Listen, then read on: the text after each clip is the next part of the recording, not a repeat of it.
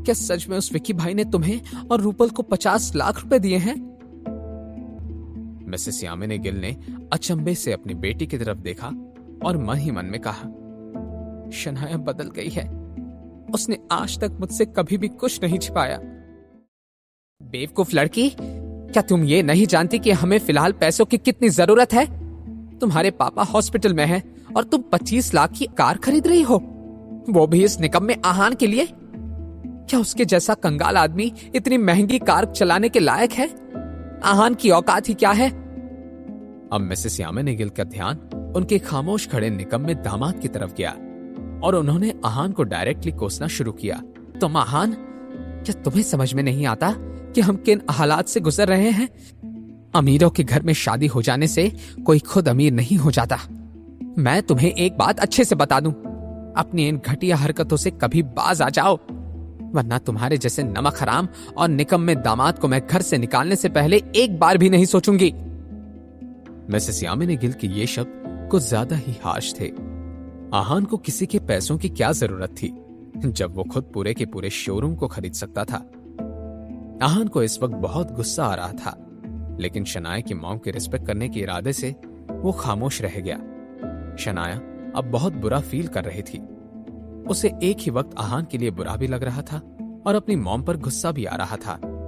शनाया ने चिल्लाकर कहा, मॉम ऐसा नहीं है, मैंने अपने मन से आहान के लिए वो कार खरीदी है। इस सब में उसका कोई लेना देना नहीं है। शनाया की आंखें अब भीग गई थी। मिसेस यामिनी गिल ने अपनी बेटी को घूर कर देखा और बोली, चुप करो शनाया, क्या तुम समझ रही हो कि किससे बात कर रही हो? और तुम आहान, मैं नहीं जानती कि तुम क्या करोगे, लेकिन कल के कल वो 25 लाख की कार वापस करके आओ। मुझे मेरे हाथों में पूरे पैसे चाहिए, और अगर ऐसा नहीं हुआ तो मुझे तुम्हें बुरी सजा देनी पड़ेगी। मिसेस यामिनी गिल ने अपना फैसला सुना दिया था। अपनी बात को पूरा करने तक मिसेस यामिनी गिल की आंखें गुस्से से लाल हो गई थी। आखिर में जब उन्होंने एक गहरी सांस ली, सीमा बुआजी ने बीच में बोला, यामिनी भाभी, ये तो आपका आपस का मामला है, अभी तक असल मामला खत्म नहीं हुआ है। आहान को 25 लाख मुझे देने चाहिए। अब तक खामोश खड़ा आहान अब कुछ कहना चाहता था, मगर तभी मिसेस यामिनी गिल ने हिसाब मांगने के अंदाज में अपनी ननन से कहा, हमारे फैमिली मैटर से आपका क्या लेना देना है सीमा दीदी? आप अपने काम से काम रखिए। उन्होंने बहुत ही कॉन्फिडेंट होकर मिसेस यामिनी गिल से कहा, भाभी आप ये क्या कह रही हैं? क्या आपने मेरी बात को सही से नहीं सुना? आपके निकम्मे दामाद ने मेरी जान लेने की कोशिश की है, और वो बेशरम इतने पर ही नहीं रुका, उसने मेरे बेटे रतन को भी बहुत मारा। ये कहने के बाद सीमा बुआजी सोफे पर फैले हुए अपने बेटे से बोली, रतन बेटा, अपनी यामिनी मामी को दिखा दो, उनके दामाद ने तुम्हें कितना मारा। रतन भी तुरंत खड़ा हो गया और उसने अपना टी शर्ट निकाला। उसके पूरे बदन पर जगह जगह चोट के निशान थे। अब ऐसा भी नहीं था कि वो सारी चोट रतन को आहान की वजह से लगी थी। दोनों माँ बेटे इस मौके का पूरा फायदा उठाना चाहते थे।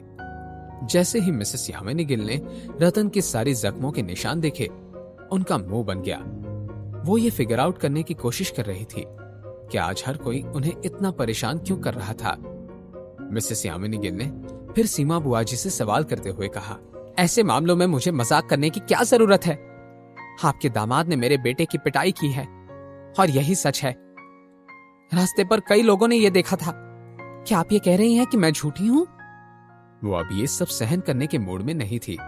ऊपर से सीमा बुआजी रुकने का नाम ही नहीं ले रही थी। मिसेस यामिनी गिल अपनी ननन से कुछ कहने ही वाली थी कि आहान ने कुछ कहा। मॉम, ये मैंने किया है।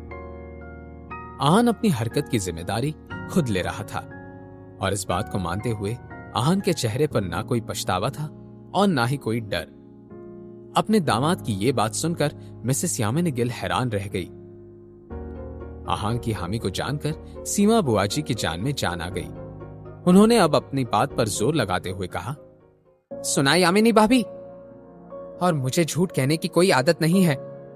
अब इस नालायक आहान ने अपनी गलती मान ली है, तो फिर मुझे 25 लाख दे दीजिए और इस मामले को रफा दफा कर दीजिए। भले ही सीमा बुआजी ने अपनी मांगें साफ कर दी थी, लेकिन मिसेस यामिनी गिल ने उनकी बातों को नजरअंदाज कर दिया था। तभी शनाया ने कहा, मॉम, रतन ने शुरुआत की थी। वो मुझे थप्पड़ मारने आ रहा था। आहान ने ये सब मुझे बचाने के लिए किया है।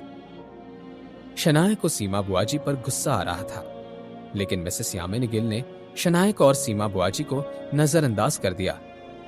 इस पॉइंट पर उनका आहान को डांट लगाना जरूरी था। आज रतन को मारा था, कल आहान किसी और को पीट देता, और अगर ऐसा ही चलता रहा तो हर रोज मिसेस यामिनी गिल को लोगों को पैसे बांटने की खैरात करनी पड़ती।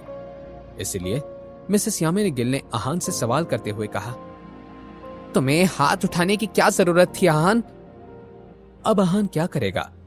क्या सच में शनाया और आहान पर सीमा बुआजी को 25 लाख देने की नौबत आने वाली थी?